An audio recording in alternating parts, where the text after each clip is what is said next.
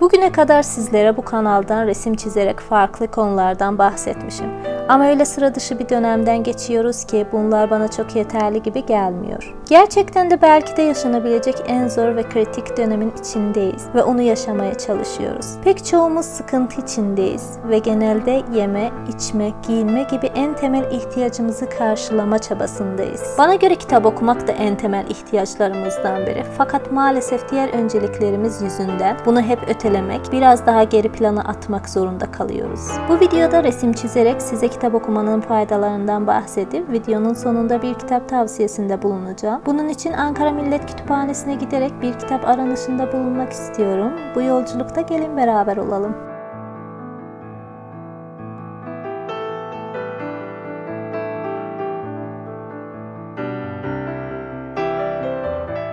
Kitap okumak farklı dünyalara açılan kapıları aralamanın en iyi ve keyifli yoludur. Hiç göremeyeceğin yerleri görmek, şahit olamayacağın hikayelerin içerisinde yaşamak, en doğru bilgilere ulaşmak adına atılabilecek en güzel adımdır. Ne yazık ki internet çağı itibariyle bilgiye ulaşmak çok kolaylaştı. Bu sebeple kitap okumak internet araştırmanın gölgesinde kaldı. Ancak göz ardı edilmemesi gereken bir konu var. İnternet doğru kullanılmadığı takdirde bilgi çöplüğü haline dönüşebilir.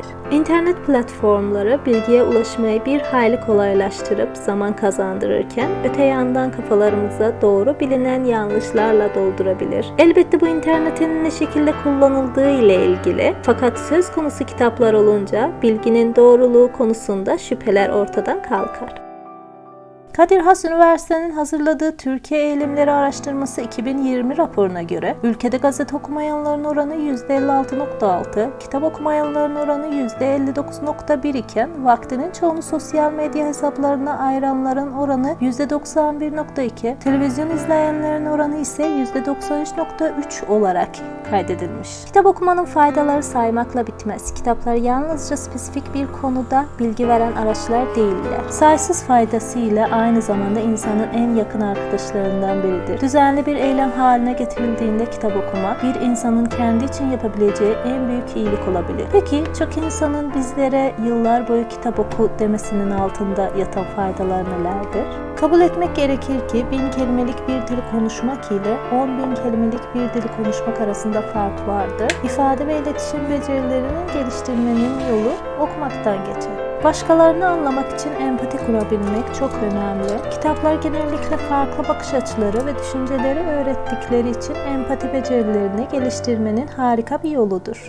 Okuyarak beynimizi etkili bir şekilde çalıştırıyor, gelişmiş düşünme gücüne yol açan yeni nöron bağlantıları yaratıyoruz. Okuma sevgisi bir kişinin yaratıcılığını olumlu yönde etkiler. Okuduğunuzda hayal gücünüz gelişiyor ve farklı dünyalara taşınıyor.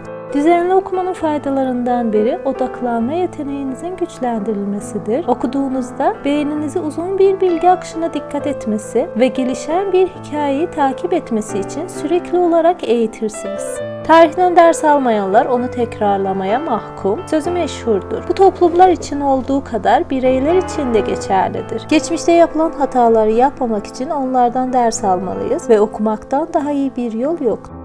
Egzersiz nasıl vücudumuzu güçlendirirse okumak da zihnimizi güçlendirir. Okuduğumuzda beynimizi bilgiyi işlemek ve bir sayfadaki sembolden anlam yaratmak için kullanırız. Bunu yaparken hafızaya ve kavramaya katkıda bulunan kasları çalıştırıyoruz. Daha fazlasını okudukça bağlantı kurmada ve çıkarımlarda bulunma konusunda daha iyi hale geliyoruz ve çalışma belleğimiz daha verimli oluyor. İyi bir kitap uzun bir günün sonunda gevşemek için mükemmel bir yol olabilir. Zihninizi iş ve hayatın stresinden uzaklaştırabilir ve sizi tamamen başka bir dünyaya taşıyabilir. Kitap okumanın oldukça fazla yararı var ancak bu yararları bir tek kitap okumakla görmek mümkün değil. Kitap okumak ancak bir alışkanlığa dönüştüğünde, düzenli olarak gerçekleştirilen bir eylem haline geldiğinde fayda sağlayacaktır. Kitap okumaktan verim alabilmek için öncelikle okuma amacı belirlenmeli ve amaca uygun kitap seçilmelidir. Örneğin keyifli vakit geçirmek için öykü veya romanlar tercih edilebilir yahut okumanın amacı bir konuda bilgi almaksa o konuyu inceleyen kitaplar seçilebilir. Bunlara ek olarak not tutmak okumanın verimini artırır, aynı anda kitaba odaklanmayı, ihtiyaç duyulabilecek bilgileri el altında olmasını sağlar. Ve şimdi sıra geldi kitap tavsiyesine. Okuduğum kitapların içinde en sevdiğim ve kendimi bulmama vesile olan bir kitaptır. Düşündüğünüz her şeyin, yaşadığınız her şeyin belirleyicisi olduğunu hiç düşündünüz mü? Louis Hay, Düşünce Gücüyle Tedavi adı altında kaleme aldığı kitabında bu düşünceden yola çıkarak yepyeni bir dünyanın kapılarını açıyor. Kitabı okumaya başladığınız anda gerçekten bir şeylerin değişmesi gerektiğini fark ediyor ve olumlu bir değişim içine girdiğinizi hissediyorsunuz. Bu bir tür düşünce tedavisidir. İyi, olumlu ve gerçek. Bugüne kadar başınıza gelen tüm olumsuzluklar ve hastalıkların kendi kendinize ürettiğinizi olumsuz düşüncelerden kaynaklandığını söylüyor yazar. Bu kitabı okuyarak bir başlangıç yapabilirsiniz. Kendinizi bu dünyaya çile çekmeye ve mutsuz olmaya gelmiş bir zavallı insancık olarak değil, seven, sevilen ve mutlu olmaya layık bir canlı olduğunuz için gönderilmiş bir pozitif enerji olarak düşünün. Sevmek, sevilmek, pozitif enerjilerle ve bol bol kitap okumak arzusuyla videomuzun sonuna geldik. Umarım beğenmişsiniz. Benimle zaman geçirdiğiniz için teşekkür ederim. Görüşmek üzere.